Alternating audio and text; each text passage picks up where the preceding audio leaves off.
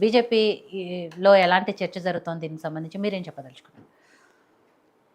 బీజేపీలో ఇది చర్చ అని పార్టీ పరంగా తీసుకోకపోవడం మంచిది. నేను నా ఫస్ట్ ఇది ఒక మహిళా విషయంగానే తీసుకోవాలి. ఇది కాంగ్రెస్, బీఆర్ఎస్, బీజేపీ, ఇది ఫార్వర్డ్ కాస్ట్, బ్యాక్వర్డ్ కాస్ట్ ఇట్లా తీసుకోవద్దు. మహిళల విషయంలో చింతపండు నవీన్, తీర్మాన్ మల్లన్నగా పిలువబడే చింతపండు నవీన్ ఏం మాట్లాడాడు? ఆ పదాల అర్థం ఎంతవరకు వస్తుంది?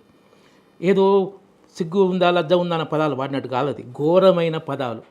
ఏదో అనగానే కాదు, క్షమాపణ చెప్పించాలి అతనితో. నీచమైన పదాలు వాడాడు. ఏ మహిళ ఒప్పుకోదు అలాంటి పదాలకు.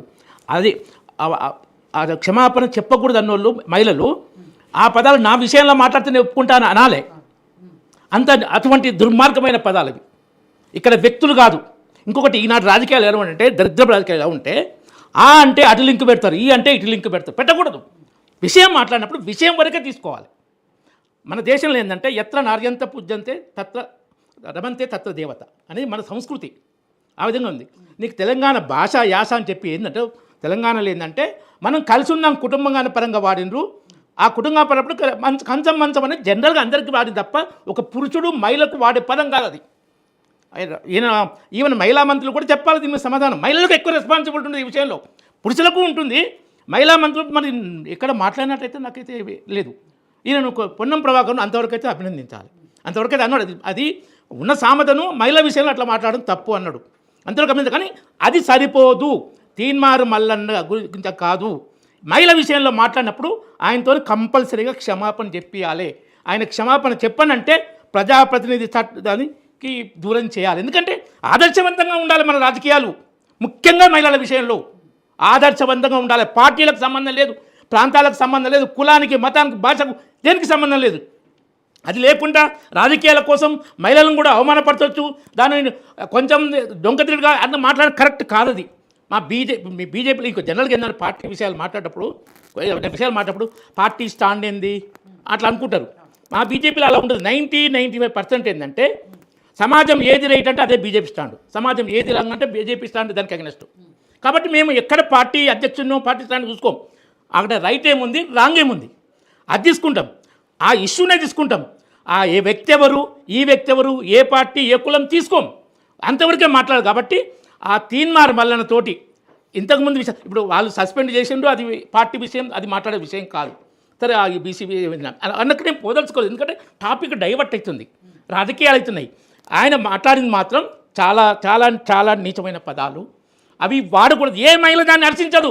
నేను హర్షిస్తాను చెప్పాను ఎవరైనా మహిళను. కాబట్టి దానికి ఆయనతో క్షమాపణ చెప్పాలి. ఆయన పదవి తీసేయద్దు. క్షమాపణ చెప్పను అని జిద్దుగా పట్టుబడితే అప్పుడు ఆలోచన చేయాలి. ఎవరు ఆ ఎమ్మెల్సీ మన కౌన్సిల్ కమిటీ, ఎథిక్స్ కమిటీలు ఉంటాయి కదా, మరి ఈయన ఇట్లా మాట్లాడిండు, మరి ఇది వచ్చింది, ఏం చర్య చేయాలి? మనం కూడా ఆయన డిస్మిస్ చేయాలని ఇది అనకూడదు. కానీ కమిటీ మాత్రం తప్పకుండా ఆయనకు ఫస్ట్ క్షమాపణ చెప్పొద్దు. వాళ్ళు కూడా ఇప్పుడు వీళ్ళు మాట్లాడిన బట్టి మేము క్షమాపణ అడుగుతున్నాం అన్నారు. కాబట్టి క్షమాపణ కోరడం వీళ్ళకి కరెక్టు.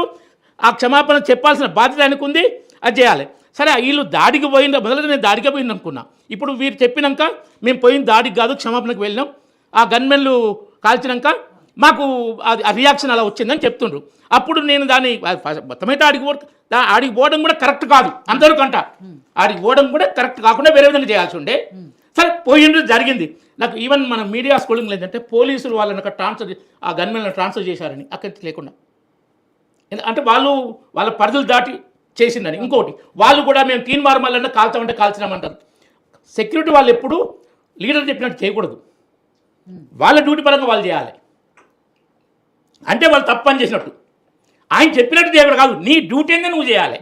మేము తీన్మార్ మల్లన్న చెప్తే చేసామని స్కూలింగ్లో వస్తుంది టీవీలో. నాకు వాస్తవాలు తెలియదు, మళ్ళీ నేను టీవీలో వచ్చే స్కూలింగ్ బట్టి మాట్లాడుతాను. రామరెడ్డి గారు, అంటే ఒక మీడియా ఛానల్ మీదో లేకపోతే ఆయన ఆఫీస్ మీద దాడి చేయడం కరెక్ట్ కాదు అని అంటే, గతంలో బండి సంజయ్ గారు అనుచరులు, ఏదో యూట్యూబ్ ఛానల్ నాకు ఆ పేరు గుర్తులేదు, బండి సంజయ్ గారు అనుచరులు ఆయన ఆఫీస్ మీద దాడి చేశారు, ఆయన్ని గాయపరిచారు.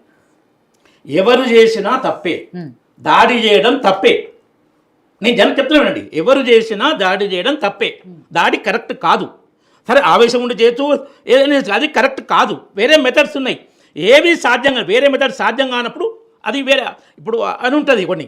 కాబట్టి ఆ దాడి ఇప్పుడు ఆ ఇష్యూలో దాడి పరంగా మిగతా విషయాలు మార్క్ చేయకుండా దాడి పరంగా పోవడం కరెక్ట్గా అంటారు, వాళ్ళు దాడి పోలే అంటారు.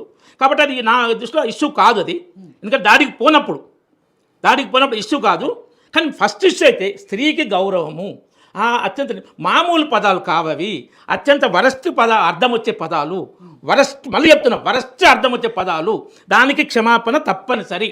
క్షమాపణ చెప్పాలి, మిగతా విషయాలు చట్టపరంగా జరగాలి, చట్టం ముఖ్యం. సో విక్రమ్ గౌడ్ గారు, మీరు బీసీ సంఘ నాయకులుగా ఉన్నారు కాబట్టి గత కొన్ని రోజులుగా బీసీల చుట్టే రాజకీయాలన్నీ తిరుగుతున్నాయి. అన్ని పార్టీలు కూడా బీసీ నినాదాన్నే ప్రధాన ఎజెండాగా తీసుకొని ముందుకెళ్తున్నాయి. కాబట్టి సరే, తిన్మార్ మల్లన్న విషయంలో, నవీన్ విషయంలో గతంలో ఏం జరిగింది, కాంగ్రెస్ పార్టీ ఎందుకు సస్పెండ్ చేస్తుంది, ఇవన్నీ గతంలో మాట్లాడుకున్నాం. బట్ ఇప్పుడు మళ్ళీ ఒకసారి కవిత గారి మీద ఆయన చేసిన వ్యాఖ్యలు